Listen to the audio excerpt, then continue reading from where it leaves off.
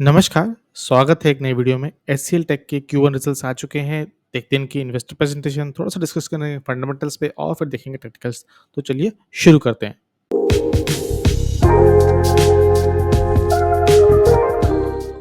Quick snippet देख लेते हैं स्क्रीनर पे। स्क्रीनर हमको क्या बता रहा है? हमको year on year cell jump दिख रहा है, एबिटा में भी ईयर ऑन ईयर दिख रहा है, क्वार्टर ऑन क्वार्टर डिक्लाइन दिख रहा है अगेन।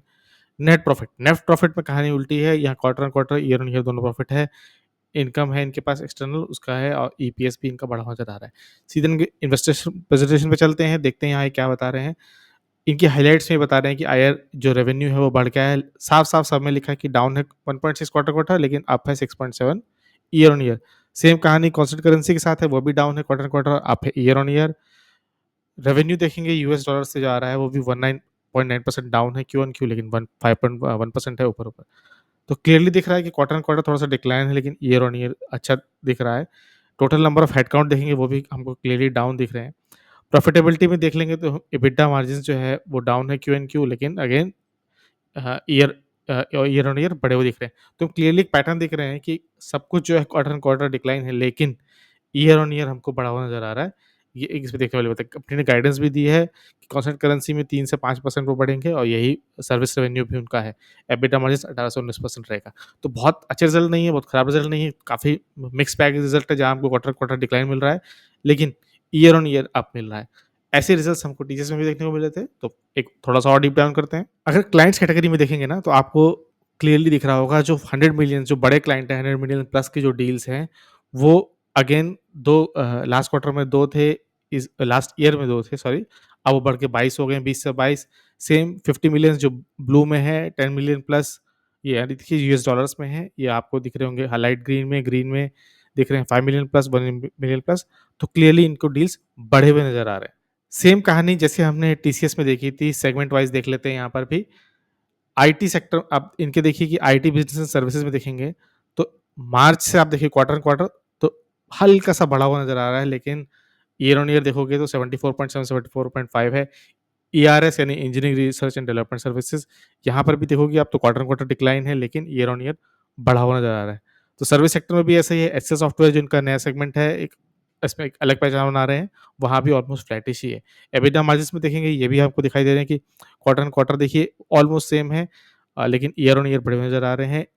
ईआरएस में भी देखोगे आप, तो ईआरएस में तो कहानी थोड़ी-सी डिफरेंट है, क्वार्टर ऑन क्वार्टर और ईयर ऑन ईयर दोनों तरफ से डिक्लाइन ही देखने को मिल रहा है।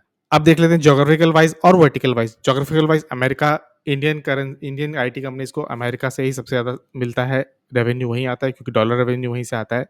तो आप देखोगे 31 मार्च 2024 यानी लास्ट क्वार्टर में 65.2% था, अब जो रेवेन्यू आ रहा है टोटल वो 66% है, तो बढ़ा हुआ नज़र आ रहा है।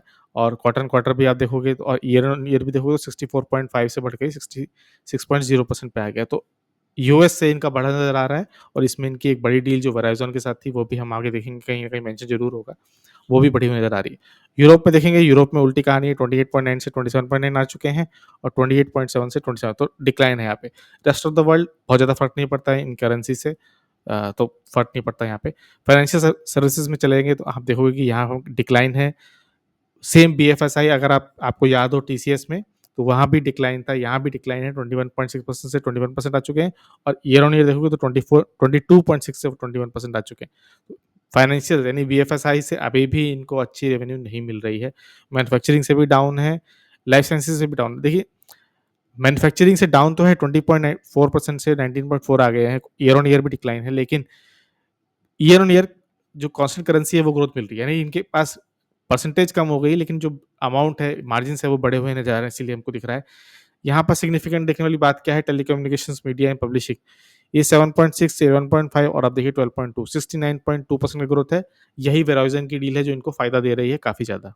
आ जाते हैं टेक्निकल एनालिसिस में। टेक्निकल एनालिसिस में हमने चार्ट खोल लिया है टीसीएस एचसीएल का, बगल में टीसीएस का भी खोला हुआ है। अगर आप देखोगे तो ये यहाँ पे गैप डाउन करके नीचे आया था, रिजल्ट जो थे वो एक्सपेक्टेड से खराब थे, नीचे आया, डबल बॉटम बनाया, वापस ऊपर आ गया। तो नीचे से रिकवर कर चुका है और टीसीएस के रिजल्ट्स के बाद आ भी चुका है।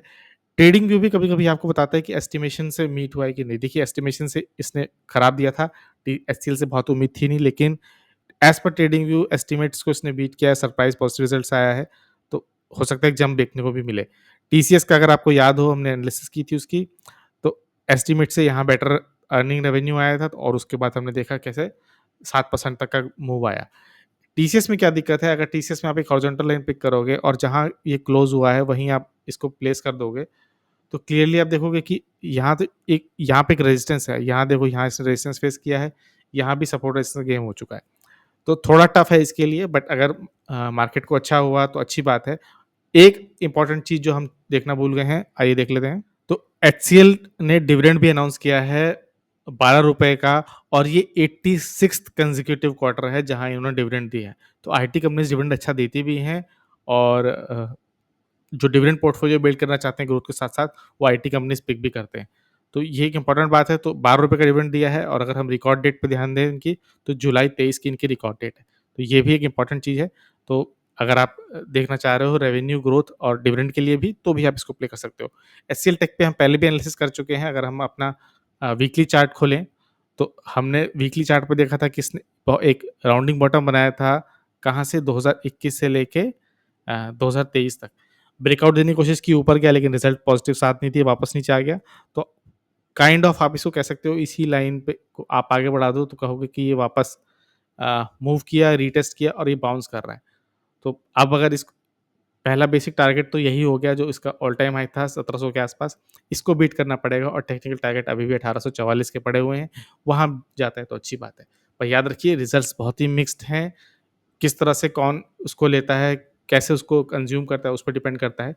टीसीएस के भी मिक्स्ड रिजल्ट्स थे और हमको देखने को मिला कि एक अच्छा मूव आया, और पहले ही उसके चलते आईटी कंपनीज़ पहले ऊपर जा चुकी हैं। चाहे एचसीएल टेक हो, चाहे इन्फोसिस हो, पहले ही मूव कर चुकी हैं। तो बात हो गई इन्वेस्टर्स की, Q1 रिजल्ट्स की, टेक्निकल एनालिसिस की। अगर वीडियो अच्छा लगा हो तो लाइक, शेयर, सब्सक्राइब। वीडियो को देखने के लिए बहुत-बहुत धन्यवाद।